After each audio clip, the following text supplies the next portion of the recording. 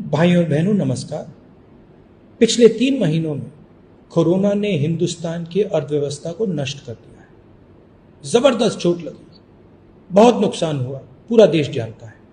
सबसे ज्यादा नुकसान, सबसे ज्यादा चोट गरीबों को, मजदूरों को, मध्यम वर्ग को और सैलरीड क्लास को हुआ।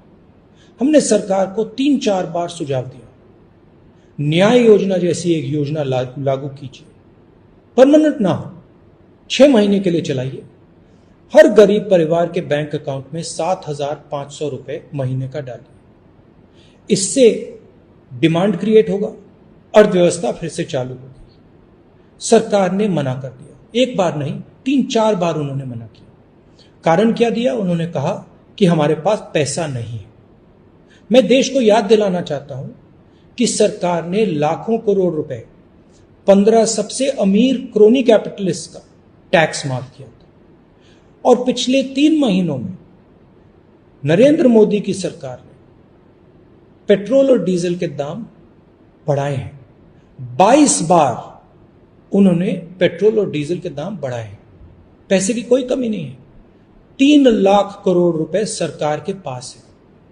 तो नरेंद्र मोदी जी, न्याय योजना जैसी योजना लागू कीजिए, 6 महीने के लिए चलाइए और हर गरीब परिवार को 7,500 रुपए महीना का दीजिए। और एक दूसरा सवाल है, आपसे सवाल है, नरेंद्र मोदी जी से सवाल है। पूरा देश जानता है कि चाइना ने हिंदुस्तान की पवित्र जमीन छीनी है। हम सब जानते हैं कि चाइना लद्दाख में 4 जगह अंदर बैठा हुआ है। नरेंद्र मोदी जी, आप देश को बताइए, चाइना की फौज को आप हिंदुस्तान से कब निकालेंगे और कैसे? कोरोना, बेरोजगारी और आर्थिक तूफान आया हुआ है हिंदुस्तान, और इस तूफान से सबको नुकसान हुआ, कोई नहीं बचा है। अमीरों को चोट लगी, गरीबों को चोट लगी, मजदूरों को, किसानों को, सबको चोट लगी। ये पूरा देश जानता है।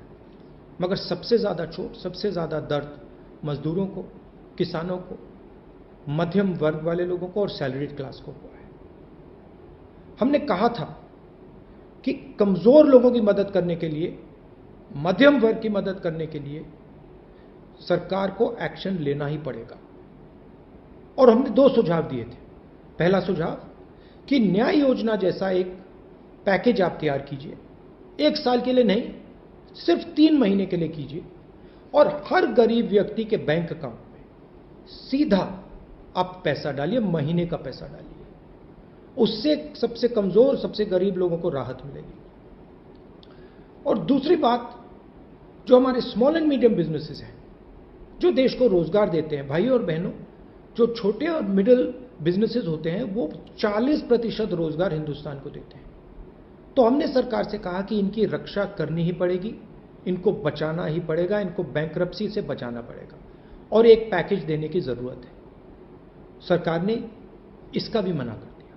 उल्टा सरकार ने 15 सबसे अमीर क्रोनी कैपिटलिस्ट जो उनके मित्र हैं, उनको टैक्स राइट ऑफ दिया, लाखों करोड़ रुपए उनके जेब में डाल दिए।